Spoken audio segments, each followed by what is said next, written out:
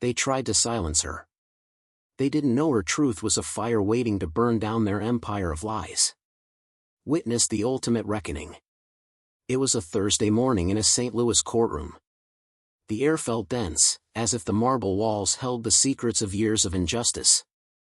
Agent Lena Monroe, 37, entered courtroom 4B with firm steps. Her perfectly tailored black suit whispered authority.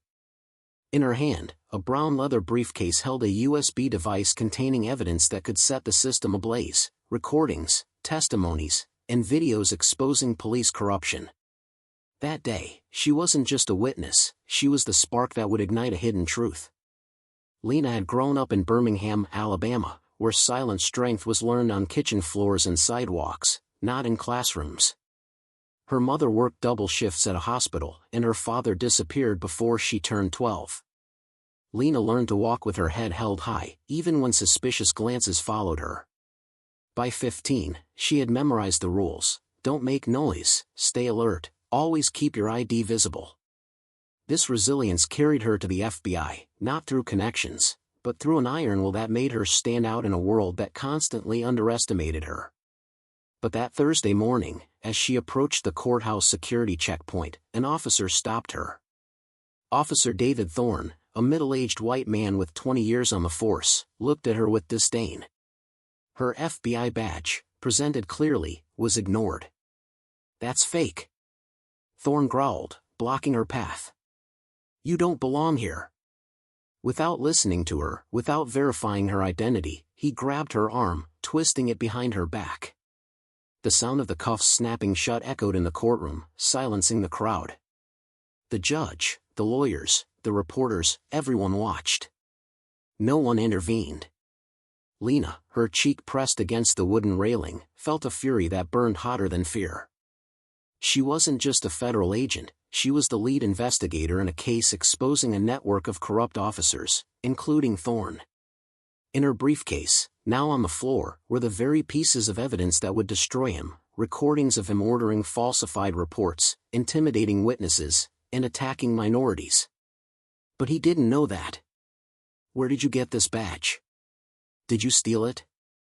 Thorne mocked, holding her ID as though it were a joke. A couple of officers laughed, but the crowd didn't.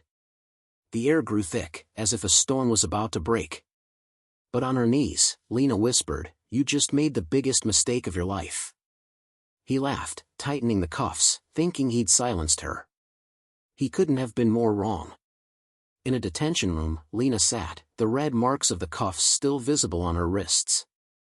A young officer offered her water, murmuring an apology. She didn't respond. She didn't need compassion, she needed clarity. What had just happened wasn't a misunderstanding, it was a revelation of how little the system had changed. Even with a badge, a title, and a truth in her hands, she was still reduced to a stereotype in seconds. Outside the courthouse, reporters captured snippets of the incident on video, photos circulated online. The judge paused the session, but everyone knew why. The woman who was supposed to testify had been humiliated in front of the very man she came to expose. But Lena returned to court. Her testimony was still scheduled. The atmosphere had changed. Eyes followed her, phones recorded in silence, and even the court reporter hesitated over the keys when Lena took the stand. Her voice cut through the silence like a blade. "For the past 7 months, I have led an undercover investigation into coordinated misconduct in the St. Louis Police Department," she began, pulling out a USB device and pointing to the projector screen.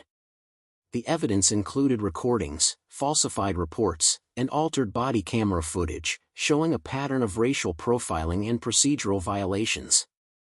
The courtroom froze. Lena played a recording, the unmistakable voice of Officer David Thorne ordering another officer to fabricate charges against a young black man arrested without cause.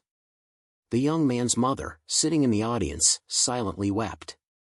Lena continued, relentless. "I have 12 more recordings, all linked to detentions of black citizens under 30, all dismissed for lack of evidence. The pattern is clear. The intent, undeniable." Thorne, sweating frantically, whispered to his lawyer, his arrogance faded with every word Lena spoke. When the prosecutor asked if she could identify the officer who had intimidated her 3 weeks earlier, she answered without hesitation, "Officer David Thorne." The judge, his face tense, confirmed, "The same officer involved in the morning's incident." Lena nodded. "Yes, Your Honor. That's why I request that the rest of my testimony be protected under federal privilege. I believe my safety is at risk." The judge agreed, and the atmosphere in the courtroom shifted.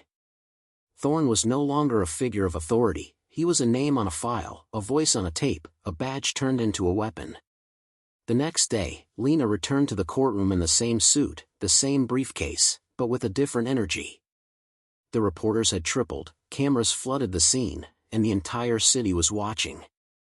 Thorne entered disheveled, chewing gum to hide his nerves, his confidence had evaporated. Lena, however, was ready to close the circle. The judge announced a federal motion to declassify new files. Lena took the floor. "I filed an emergency motion this morning, authorized by my FBI supervisor. It includes the declassification of new evidence and a request for immediate disciplinary action against Officer David Thorne." She pulled out a second USB device, marked with red tape. It contained 26 minutes of audio from a confidential source who worked under Thorne's orders, detailing instructions to manipulate reports, pressure subordinate officers, and silence citizens. Thorne screamed, "This is a lie. It's a setup." But Lena didn't flinch. "Would you like to explain what you meant when you said, 'I'm untouchable'?" "I have the whole system in my pocket," she asked. "That's your voice on the tape, isn't it, officer?" The judge allowed her to continue. Lena played a video, Thorne in a dark parking lot, handing over a file with altered statements. His frozen face on the screen with a silent condemnation. "Your Honor, we request the immediate detention of Officer David Thorne for obstruction of justice and conspiracy to interfere with a federal investigation," Lena stated. The judge, his face grim, ordered, "Sheriff, arrest Officer Thorne." Incredibly, Thorne stammered, "You believe her, not me?" But no one defended him. The cuffs snapped on his wrists, the echo serving as a final punctuation. Lena stepped close enough for him to hear, "You didn't think I'd have a last word, did you?" The case didn't end with Thorne. Lena, alongside her attorney Ms. Julian Hayes and a remorseful officer Alex Vance, uncovered a corruption ring that stretched beyond St. Louis. They reopened a 5-year-old case involving a young officer who had tried to expose abuse and was found dead, officially a suicide, but with inconsistencies pointing to murder. That case led to the investigation, and Lena, a federal force, exposed systemic patterns of abuse nationwide. Alex testified publicly, inspiring reforms and whistleblower protections. Julian became an unstoppable force in court. Thorne was convicted on multiple charges. His fall became a symbol that no one is above the law. Lena, promoted to a senior position in the FBI, rewrote policies and trained a new generation of agents.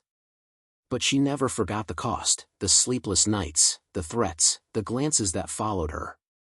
One afternoon in Birmingham, sitting in her mother's house, Lena touched an old photo of her father. Her mother, tears in her eyes, said, "He'd be proud of you." Lena didn't respond, but for the first time in years, she took a deep breath, letting the weight lighten, if only for a moment. This is not just Lena's story, it's a call to all of us. What would you do if the system tried to silence you? Would you speak out, even when it was uncomfortable? Would you listen to those who finally find the courage to break their silence? Justice doesn't come with applause or trophies, it comes with scars, sleepless nights, and the simple, radical act of doing what's right over and over again. Lena showed us that one voice can change everything. Now it's your turn. Share in the comments what you would have done in her place. What does this story mean to you? Subscribe for more stories that transform pain into purpose. Justice doesn't come with applause or trophies. It comes with scars, sleepless nights, and the simple, radical act of doing what's right over and over again. Lena Monroe showed us that one voice can change everything. Now it's your turn. Share in the comments what you would have done in her place, and what this story means to you. Subscribe for more stories that transform pain into purpose.